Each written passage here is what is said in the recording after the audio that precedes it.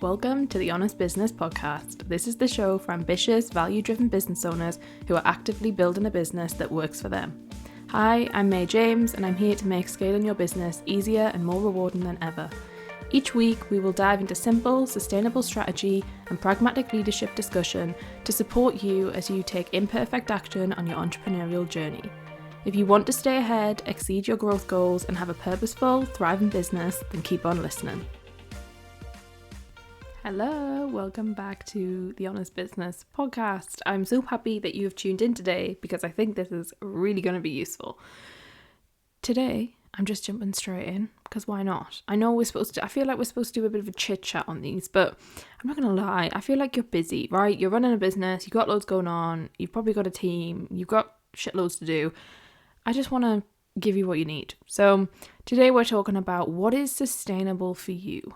This is really important. So this is a topic that is quite an advanced one because sometimes when you hear that and you look at this title, you're going to be like, do I need to listen to this? It's not really, it's not that advanced. But I want to say it is advanced. And I want to say to you that you need to listen to this.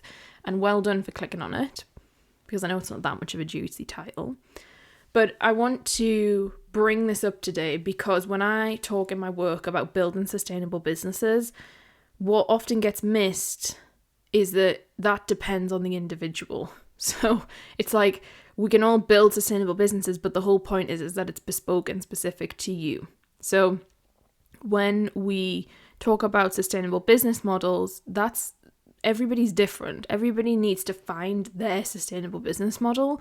And in order to do that, you kind of have to create your own framework. Now, does that mean you have to start crafting X, Y, and Z thing? No, that's what I help people to do. But what I'm saying is there is no secret formula for this. There's no secret this is what's sustainable and this is the only way, because that just doesn't work. And people who are selling that, I just think is really shitty because it's like, really, that's not the case. So what I'm trying to say is you and what's sustainable to you compared to me is going to be two different things, and that's okay. We can have sustainable businesses, and for one person it would be wildly unsustainable and for the other it's not to be. The one thing that really gets me is when people talk about sustainable business as if it's some kind of not cult, but it has to be X, Y, and Z thing, otherwise you don't qualify. I just want to say there's no qualification criteria. You can be in the club, right? And just because someone else doesn't find it sustainable, it's kind of got fuck all to do with them. So it's what are we doing here? Let's get clear on what is sustainable to you. Now, sometimes you kind of have to just go through stuff in order to find what is sustainable. So sometimes you got to get it wrong in order to get it right. And, I help clients to design businesses. So one of the biggest things that I do is designing people's businesses. So people can be making a hell of a lot of money and they can be making really great profit. But the kind of difference and why they hire me is to help them create something sustainable and use what they've already got, but shift it into a more sustainable way. Now, I can't come in and do that and guarantee that it's going to be perfect from the offset, because it doesn't. Things happen, things change. You have to kind of go through what makes sense for you, but it's exciting because it gives you a chance to really open your eyes as to how you could run your business and what makes it more sustainable. And so you have to kind of get really clear on yourself of what makes things easy for you and what drains you and what is open and flexible to you and what feels really heavy. Because if something feels really heavy, it's not really sustainable in the long term. And you want to collate this for yourself over time and keep a diary, keep track of this, be really open and self-aware to what you're feeling in your business. So I wanted to just touch on some examples to talk about kind of how I see this panning out, because everybody has a different baseline for stress. Everyone has a different baseline of their life and what they want from life and what they accept from it and, their intentions. And so that changes. But some of the things I've seen is mothers, if you're at work and mother, or you're just a mother in general, mothers kind of go for it. You guys are superheroes. I'm not a mother, but you guys are superheroes. When I work, some of my clients are mothers, and it is bang, bang, bang. We go hard and we go for it, and I love it because it's my sort of energy, and it's just yes, yes, yes, we're going to do it. And then what is sustainable to them and how we build their sustainable businesses is vastly different to some other people, right? Because it's just a different vibe completely. And we then have people, I have some people who are multiple business owners. So you might have 2, 3, 4 businesses on the go, and people come and work with me because they want to create this ecosystem of sustainable business, and they want to understand how can they make everything work for them and build their wealth and build whatever else they kind of want to do and have that time freedom. And that's different in itself. And some people, can't imagine having multiple businesses and don't want to, and that's fine. Like, nobody's telling you to have another business. You really do not need 2 businesses. Yes, I have multiple businesses, and many of my clients do, but I also have clients who don't. And you only need one amazing business, like, you don't need all the different things. But I think this is a great example, right, of showing sustainable business in a vaster, more broader vision, instead of this like loophole that I feel like it gets in. Because I want you to feel expansive in the sense of like, you can build a sustainable business in whatever that means for you, in whatever situation that means that you want to play in and exist in, because you're allowed that, you're allowed to take ownership of it. And so whilst one person's sustainable business might be that they can work 2 hours a week, and that is like max for them, another might be that they can work 30, 40, 50 hours even a week and still feel like that is sustainable. Now, beyond that, I do struggle. Like, I will be honest with you, beyond the 50 hours a week, it does start to get questionable as to whether or not it's sustainable and whether it's just you're avoiding various things in your life and X, Y, and Z, which I'm not going to go into because I'm not qualified to start talking about or diagnosing. But yeah, there is a vast thing. I can have some clients who want to work 2 hours a week, and I've got some clients who are like, I'm on the 40-hour-a-week train, and that is amazing for me, and it energizes me, and I love it. So I just want to say in that example, you can have this nuance and you can have this difference. And also, time is not, like, the hours you work is not the definition of a sustainable business. That has kind of, I don't want to say nothing to do with it, because it does, but like, it isn't the be all and end all is what I'm trying to say. So the one thing that leads on to is the fact that what is sustainable for you will change and it evolves. And so you have to be ready for that. So when we talk about the fact that what you have is a sustainable business, if that's where you're at, it's okay if in a year's time or 2 years' time or 10 years' time, it isn't. Life happens, things happen. I had a massive life event that happened in my life in September of 2021 where, my mum suddenly died, and that was just like, my whole world has just been torn apart. And so then I had to readjust. Now, what it was beautiful is that my business was in a position where it was sustainable. They were all sustainable, and they allowed me to have all the space and time I needed, and that's great. But they also were set up in a way that allowed me to take a step back for the longer term if I needed to. And, but there was tweaks there. There was tweaks that then went on to happen, and I think that's important for you to say. So it can be an overnight change. It also can be a long change. It could be that you're going to have a baby. It could be, that you decide that you want to retire your partner and therefore your lifestyle is going to change. Like, whatever that means for you, just be ready that this work is kind of never over, and we're always tweaking and evolving to make our businesses sustainable.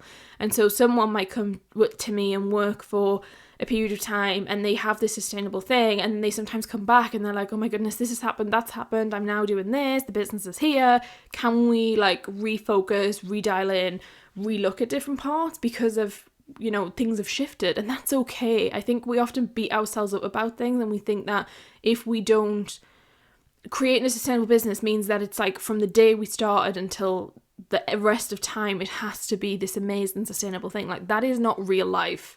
It's just not real business. I'm sorry, but it isn't. And people, you can't go into it thinking that that's going to be the case. The other thing I wanted to kind of touch on here is the idea of taking personal responsibility for this and being aware that only you can truly know what is sustainable.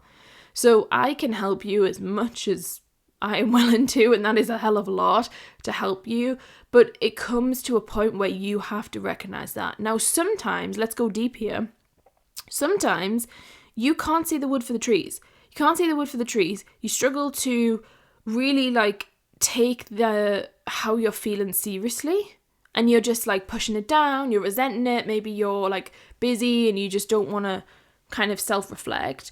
So you don't actually think about what is sustainable, and you sometimes forget that. And so sometimes it can feel like, oh my goodness, it like hits you all at once. And you might have gone through a 3-month period or a 6-month period where like you thought it was sustainable, but then you're like, oh, I don't think it is. And that's also normal, and it's also fine. And it's not that you are a bad person. It's not that you've made a mistake. It's just some of this stuff is really deep rooted stuff. It's not unreasonable for you to not get it straight away, you know? Like, it's the same with me, you know? As much as I am very self-aware and I'm constantly looking at this for my own business, there will be times where I just kind of forget something, or you just like miss something because you're just like, oh, whatever, you know, you just keep on going. And it's important for you to check in, to have that time for you to really think, yeah, you know what, this is feeling really good, or this isn't. The next thing to talk about is your business model needs to accommodate for the idea that you're going to go up and down and things are going to change in your life. So one of the things that I really think is important in order for you to build a sustainable business is that your base kind of running of your business, whatever that looks like, is on the lower scale of things in terms of hours, in terms of how much time it takes. So what do I mean by that? What I mean is if you need to make a certain amount of money every month, like let's just say you need to make $8,000 a month to, you know, that's just your number of like your need to earn number in terms of revenue, then as a minimum, then, you know, I want you to make that $8,000 a month from like not 100% of your work. Because if we do that and we do that with your time, it's just really draining for you. And it doesn't give you any scope to have a bad mental health month and have these challenging things go on and life feel all over the place. And so that's where people really mess up, and it's where their pricing is wrong, and it's where their offers are wrong, because you just end up burnt out constantly because your business is not set up in the right way. So I would say, like, you know, you want to kind of create what you need on like the lowest amount of time possible, and then allow yourself to work more if you want to work more, and then bingo, you get to make more money and it makes more sense for you as you go into that. And I think this is so important. Like, I'm just going to repeat some of that again in case you didn't fully get that, because I think it takes a lot of time for people to get this. So I'm really encouraging you to think about how much money do you need to make, and how can you make that in like the most efficient way possible in terms of the low on time stuff, and like how can you do it so that it's repeated income, it's recurring revenue, and you hit that number.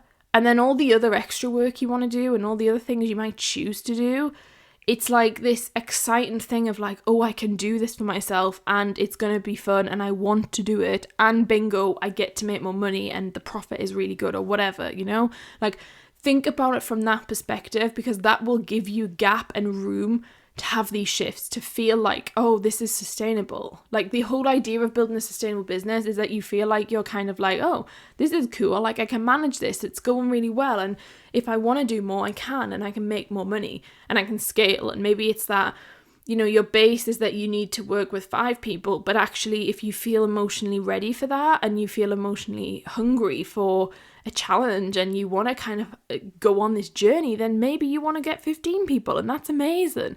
But it's always about what is our base and what's our need, and how do we make sure that our needs are met in a sustainable, safe manner, because that ultimately is what's going to dictate long-term success and feeling like you have your shit together, you know what you're doing, and feeling really like calm and at peace with your business. That is all for the episode today. I wanted to keep it short and snappy. Thank you for tuning in. Feel free to share any thoughts with me over on Instagram, and I will speak to you next week. Take care. Bye. Thanks for listening to the Honest Business Podcast. If you enjoyed today's episode, make sure that you are subscribed. And if you'd like to support the podcast, please share it with others and leave a rating and review. To catch up with all the latest from me, you can follow me on Instagram at may.james_, where I share the raw, uncut, behind the scenes reality of what running multiple businesses every day truly looks like. As always, links and any resources that were mentioned in the episode will be in the show notes below. That's all for this episode, and I look forward to seeing you next time.